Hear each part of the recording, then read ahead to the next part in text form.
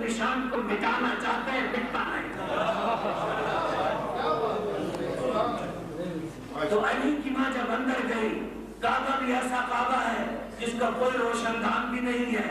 علی کی ماں بھی جانتی تھی روشن دان نہیں ہے، یہ بھی جانتی تھی اندر کھانا بھی نہیں ہے، لیکن اندر چلی گئی۔ تو آؤ ذرا چلتے ہیں دروازہ ابو طالب پہ، پوچھتے ہیں سیدہ فاطمہ بنت اسد سے، بی بی آپ جب اندر جا رہی تھی کیا کوئی کھانا بھی لے کے گئی تھی، کوئی پانی بھی لے کے گئی تھی، کوئی سامان بھی اندر لے کے گئی تھی؟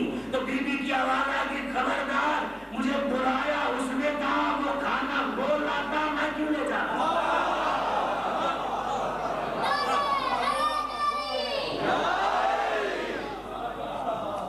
مجھے اس نے بلایا ہے، مہمان بلایا ہے، جب بلایا اس نے ہے تو پھر وہ کھانے کا انتظام کرے۔ جس کو کوئی دعوت کرتا ہے تو وہ انتظام کرتا ہے۔ تو سیدہ کہتی ہے مجھے بلایا اس نے تھا۔ ایک بی بی طاہرہ یہ ہے، ایک بی بی جس کی عصمت کی گواہی قرآن دے رہا ہے۔ کون؟ جناب مریم بیٹھی ہوئی ہے بیت المقدس میں، اور بیت المقدس مسجد میں بھی نہیں بیٹھی، ایک کمرہ حجرہ بنا ہوا تھا بی بی کے لیے، حجرے میں بیٹھی ہوئی ہے سیدہ، تشریف فرما ہے۔ جب ولادت نزدیک آئی تو خالق کی آواز آئی، مریم یہاں چلی جاؤ، یہ عبادت کی جگہ ہے، ولادت کی نہیں۔ میں کہوں گا میرا اللہ تیری حکمت ہی عجیب ہے، تیری حکمت ہی عجیب ہے۔ ایک بی بی بیٹھی ہے اس کو اٹھا رہا ہے، ایک گھر میں بیٹھی ہے اس کو بلا رہا ہے۔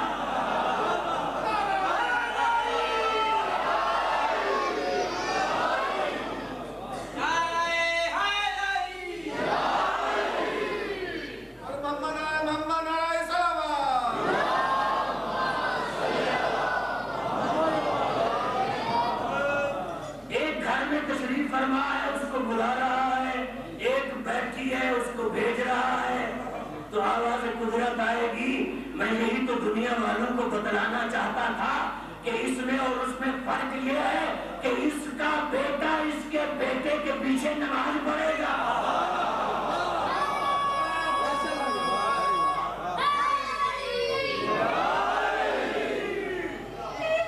3 دن تک اندر رہی بی بی، جنت کے کھانے آتے رہے، علی کی ماں تناول فرماتی رہی، 3 دن تک خالق کی مہمان رہی۔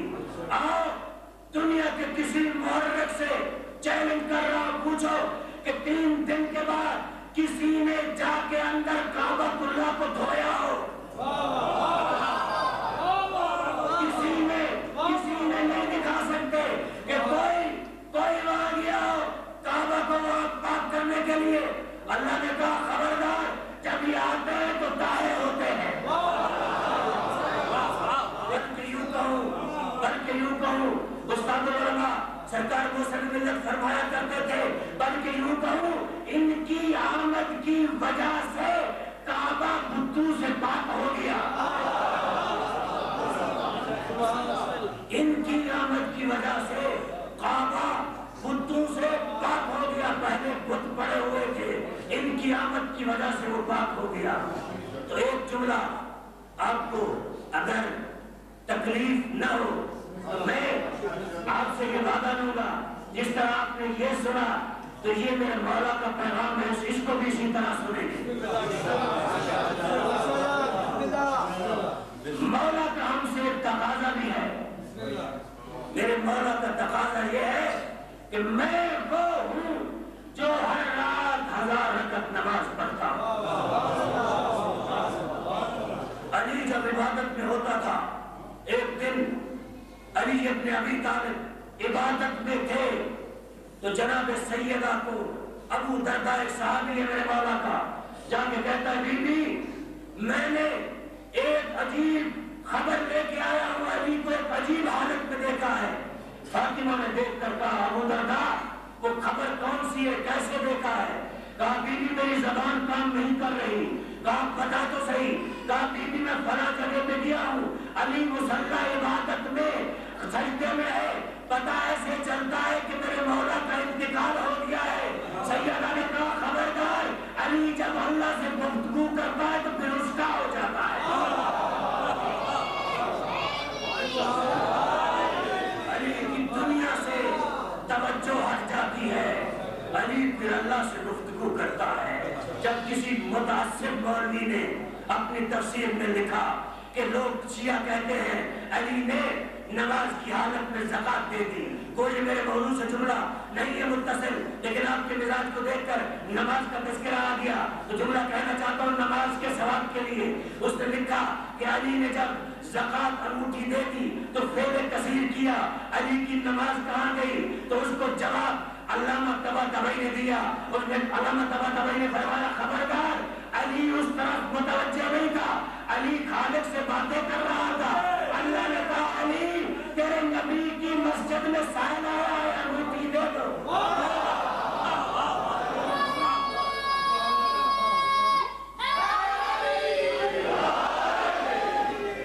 تیرے نبی کی مسجد میں سائل آیا ہے، انگوٹھی دے دو. اللہ نے متوجہ کیا کہ اللہ کو پتا نہیں تھا یہ فعل کثیر ہے یا قلیل ہے. کون علی؟ اگر میں آپ عذر لے آئیں، انسان کبھی کبھی جھگڑیلو ہے نا، انسان اس کی فطرت میں جھگڑا کرنا ہے. ہو سکتا ہے قیامت کے دن اللہ پوچھے کہ بھائی فلاں شاہ صاحب آپ نماز نہیں پڑھتے تھے، تو میں وہاں یہ کہہ سکتا ہوں نا میرا اللہ کیونکہ کام بڑے تھے، آپ تو کام کرتے نہیں، ہمیں کام بڑے تھے، تو پھر ہماری اولاد زیادہ تھی، ان کے لیے کماتے تھے، کام بھی بڑے تھے، اولاد بھی زیادہ تھی، گھر میں بیگم بھی نہیں بیٹھنے دیتی تھی، جاؤ جا کے پیسہ لے آؤ. تو کیا کرتے؟ 3 چیزیں مل گئی تھی، تو اس لیے ہم یہ کام نہیں کر سکے.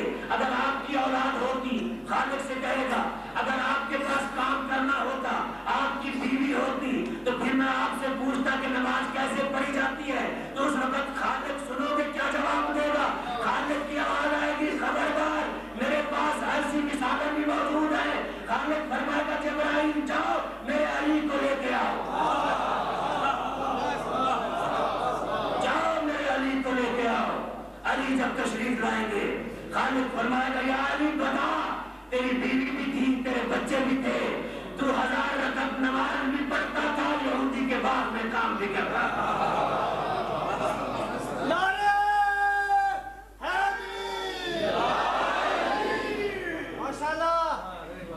بس بھائی انشاءاللہ میں چاہتا تھا کہ جہاں جناب خدیجہ کی شادی کا تذکرہ تھا اس طرف لے جایا جائے.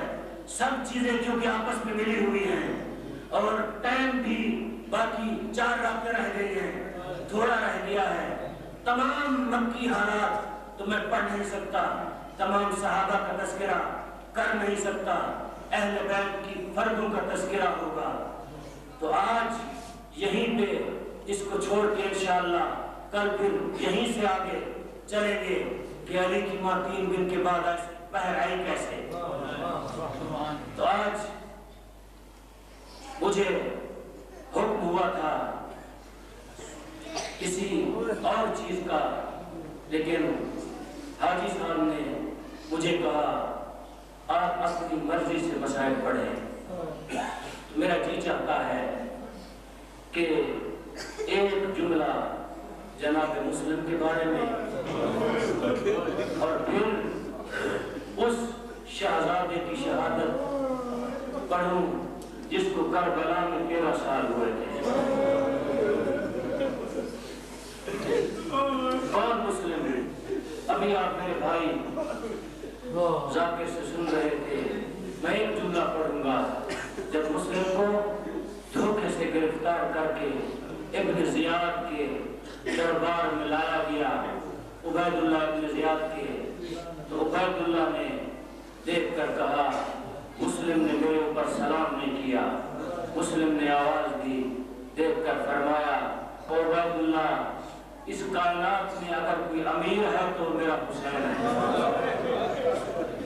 اگر میں نے کسی کو سلام کرنا ہے تو وہ حسین کی بات ہے.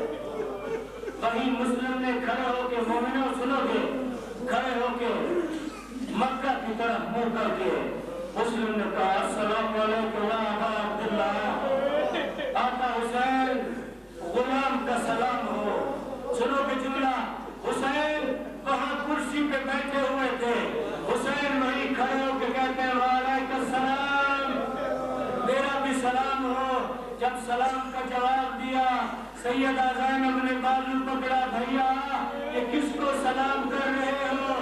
کہا بہن زینب مسلم عبید اللہ کے دربار میں کھڑے ہو کے مجھے سلام کر رہا ہے، میں مسلم کو جواب دے رہا ہوں، میں مسلم کو جواب دے رہا ہوں۔ اور ذرا چلے کربلا میں، کربلا چلے، اس شہزادے کے بارے میں کچھ جملے کہیں جس کو کربلا کی زمین پہ عاشورہ کے دن 13 سال ہوئے تھے، جب عاشور کی صبح ہوئی، شہزادہ قاسم کو اس کی ماں لے کے مولا حسین کی خدمت میں آئی۔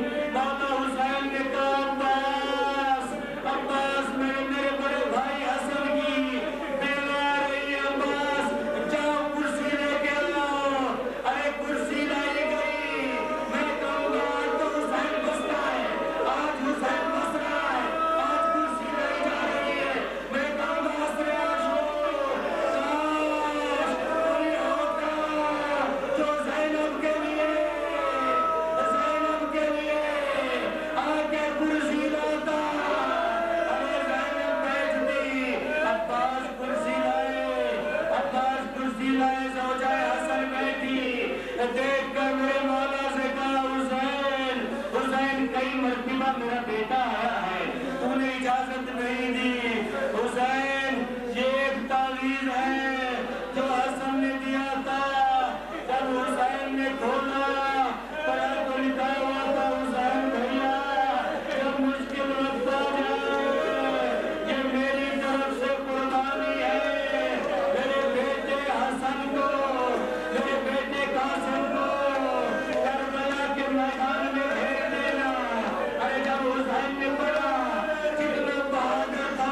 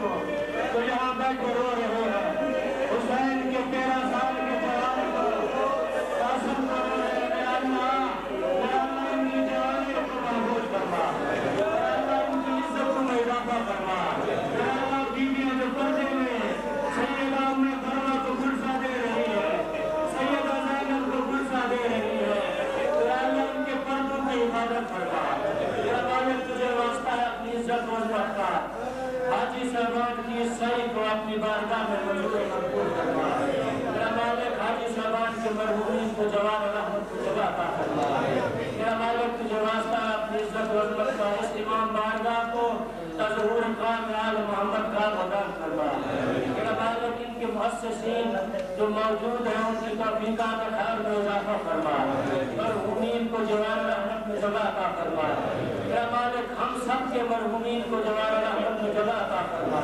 میرا مالک جو لوگ بے اولاد ہیں تجھے واسطہ ہے حسین کی اس عظیم بہو کا جس نے کربلا میں واپسی پہ سیدہ زینب سے کہا تھا زینب اگر اجازت دو تو میں یہیں رہ جاؤں، میں حسین کے روزے پہ رہ جاؤں، میرا مالک سیدہ رباب کی خالی گود کا واسطہ تم میری بہنوں کو اولاد نرینہ عطا فرما، میرا مالک تجھے واسطہ ہے اپنی عزت و عظمت کا ہمارے شہداء شہید محمد حسین شاہ سے لے کر آخری شہید تک سب کا مقام بلند ہے، بلند کر فرما، میرا مالک جو لوگ یہاں انتظام کر رہے ہیں امام بارگاہ میں بہر حفاظت کا انتظام کر رہے ہیں، میرا مالک ان کی حفاظت کرنا، پولیس اور نظامیہ کی حفاظت کرنا، وطن عزیز پاکستان کی حفاظت کرنا، پاکستان کے دشمنوں کو نشت و نابود کرنا، میرا مالک علماء اعلیٰ مراجع محسن ملت شہید حسینی مفتی جعفر حسین مرحوم امام خمینی رحمۃ اللہ علیہ پر اعلان کے درجات عالی ہے متعالی فرما، میرا مالک تجھے واسطہ ہے اپنی عزت و عظمت کا اپنی جلالت کا جہاں جہاں بھی آزاداری حسین ہو رہی ہے، میرا مالک جناب قاسم کی آبرو کا واسطہ آزاداری کی حفاظت فرما، آزاداروں کی حفاظت فرما، میرا مالک تجھے واسطہ ہے جناب قاسم کی عظمت کا عزت کا آبرو کا بیوی کی غربت کا واسطہ، بیوی کی غربت کا واسطہ، میرا مالک یہ مومن دلوں میں حاجات لے کے بڑھتے ہیں، کئی مومنین مومنات نے مجھے کہا ہے ان کی حاجات ہے تو عالم الغیب ہے تو جانتا ہے، ان کے صدقے میں ان سب کی حاجات کو پورا فرما، میرا مالک تجھے واسطہ ہے اپنی عزت و عظمت کا اپنی جلالت کا ہمیں دنیا میں زیارت امام حسین نصیب فرما، آخرت میں شفا کے امام حسین نصیب فرما، میرا مالک مقامات مقدسہ رات کی حفاظت فرما، عراق میں بسنے والوں کی حفاظت فرما، دنیا کے کسی خطے میں بھی جہاں بھی ذکر حسین ہو رہا ہے حسینیوں کی حفاظت فرما، میرا مالک تجھے واسطہ ہے اپنی عزت و عظمت کا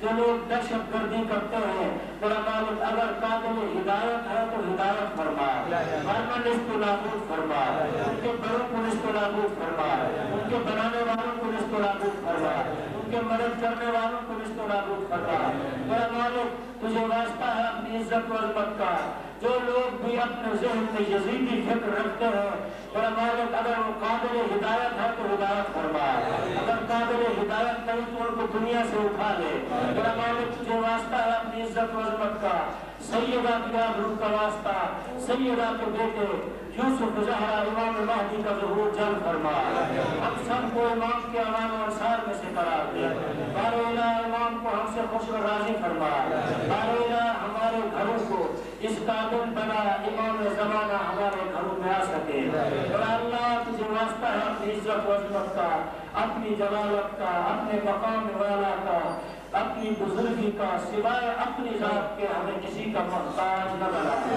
ربنا تقبل منا انک انت السمیع العلیم بجاہ محمد و عطرتہ الطیبین الطاہرین المعصومین۔